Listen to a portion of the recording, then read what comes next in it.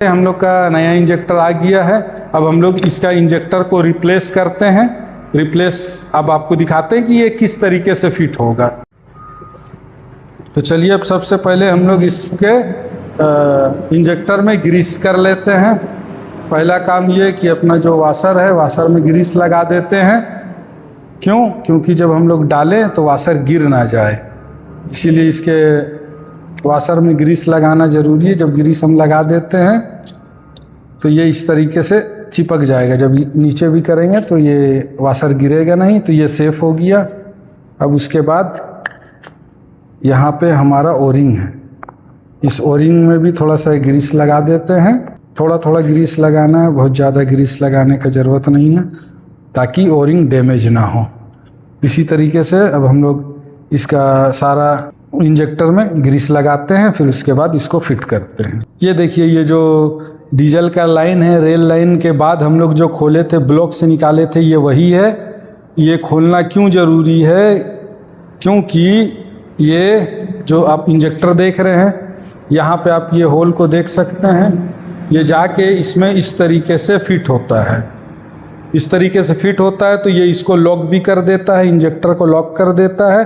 और diesel line यही है, इसी से डीजल का सप्लाई इंजेक्टर को होता है। इसीलिए जब हम इसको खोलते हैं तो ये रिटर्न आ जाता है, फिर इंजेक्टर हमारा बाहर आ जाता है। अगर इसको हम नहीं खोलेंगे, ज़बरदस्ती करेंगे तो ये डैमेज हो जाएगा। अगर ये डैमेज होगा तो वहाँ अंदर में इंटरनल लीकेज होगा। इंटरनल लीकेज होने के बाद आपका इंजन मिसफायर करने लगेगा। इसलिए इंटरनल लीकेज से बचने के लिए सबसे पहले इसको खोल करके सेफली निकाल लीजिए, फिर अपने इंजेक्टर को सेफली वापस निकालिए।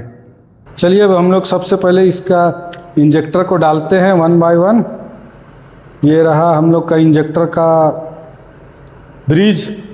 इसको यहाँ ये जो लाइन है ये इस साइड के तरफ रहेगा। क्योंकि इधर से हम लोग का डीजल लाइन आता है। ये लाइन इस तरह, तो ऐसे भी इसमें गलती नहीं होगा, क्योंकि 3 साइड में आप देखिए ये है, एक साइड में नहीं है। तो अगर इधर से हम फिट करेंगे तो ये सही नहीं है, स्क्वायर के साथ नहीं जाएगा। यहाँ पे जाएंगे तो ये स्क्वायर तीनों तरफ इक्वल बराबर कवर करेगा। तो चलिए इसको हम लोग डालते हैं। पहले दोनों को साथ में रख के इस तरीके से एक बार बैठ गया है। अब बाकी जब बोल्ट टाइट करेंगे तब बैठेगा। जैसे सारा को हम लोग बैठाते जाएंगे। ग्रीस इसीलिए लगाना जरूरी हो जाता है, क्योंकि जो ना हो ग्रीस रहने से ओरिंग डैमेज नहीं होता।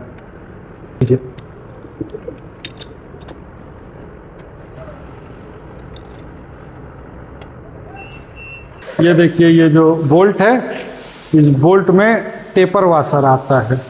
निकालते समय, डालते समय इस वाशर को बहुत इत्मीनान से, ध्यान से रखने का, क्योंकि यहाँ जो सरफेस है, यहाँ आप देखिए ये जो सरफेस है ये डाउन है, इसीलिए इस बोल्ट को बहुत आराम से रखने का। और अब हम लोग इसको, चलिए पहले बोल्ट को लगाते हैं। अब इसको हम लोग थोड़ा थोड़ा टाइट करेंगे, थोड़ा थोड़ा हल्का सा टाइट इसलिए कर देंगे ताकि इसका जो लाइन है वो लग जाए। वो लाइन लगने के बाद इसका हम लोग इसको फाइनल टाइट करेंगे टॉर्क के साथ। इस बोल्ट को फिलहाल हल्का सा टाइट करना है, फेस करना है, ताकि इंजेक्टर प्रॉपर अपने जगह पे बैठ जाए।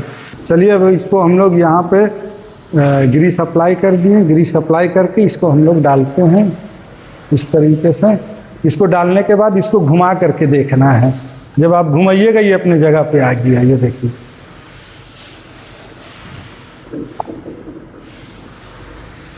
इसको डाल के इसको घुमाइएगा, ये क्लिक करेगा, अपनी जगह पे आ गया।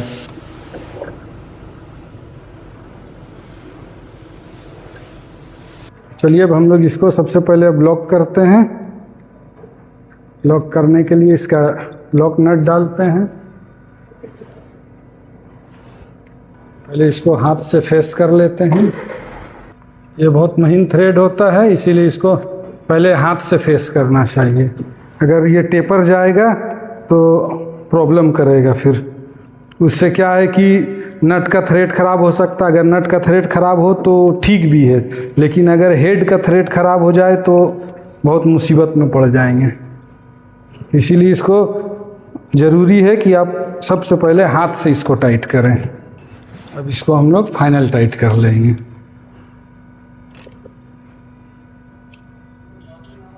अब इसको लॉक करने के बाद चलिए अब हम लोग इंजेक्टर को फाइनल टाइट देते हैं, इंजेक्टर के बोल्ट को। ये देखिए हम लोग अपना टॉर्क मीटर को 30 Nm में सेट कर चुके हैं, तो इसको बहुत ज़्यादा टाइट नहीं करने का, बस 30 Nm काफ़ी है इसके लिए।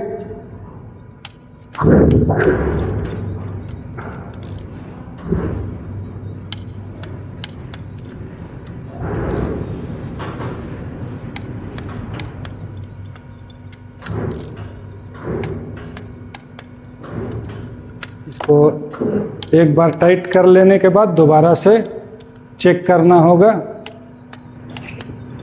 अब दोबारा से चेक करते हैं। इसको कभी भी ज़्यादा टाइट करने का कोशिश मत करिएगा, ज़्यादा टाइट करिएगा कि इसका जो इंजेक्टर का ब्रिज है वो टूट जाएगा।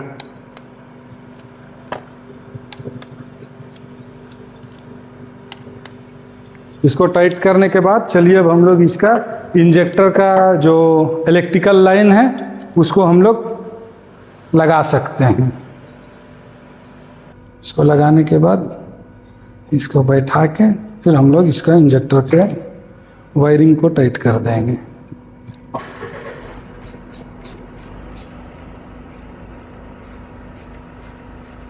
बस हल्के हाथ से इसको टाइट कर देना है, इसमें कोई ताकत का ज़रूरत नहीं है।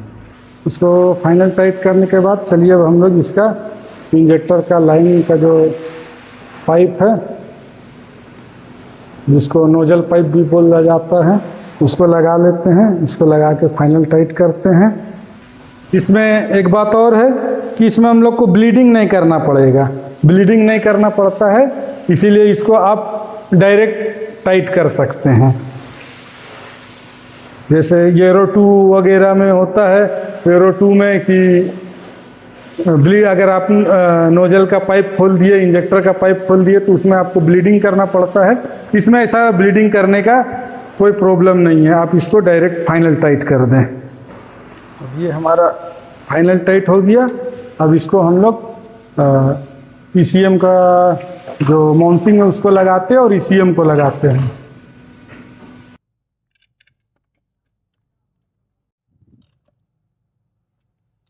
ये देखिए जब हम लोग इसका पंप हार्ड कर रहे थे तो ये कमज़ोर हो गया, जिसके वजह से नीचे का इसका बोतल फट चुका है।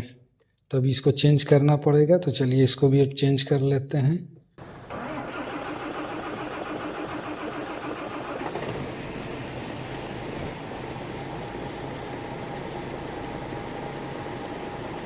हाँ, तो जैसा कि अभी हम लोग इसको स्टार्ट किए, आप लोगों ने देखा स्टार्ट किए तो वाइट स्मोक दिया है।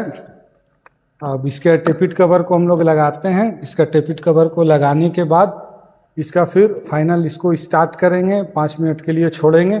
उसके बाद देखते हैं कि ये स्मोक करता है या नहीं करता है।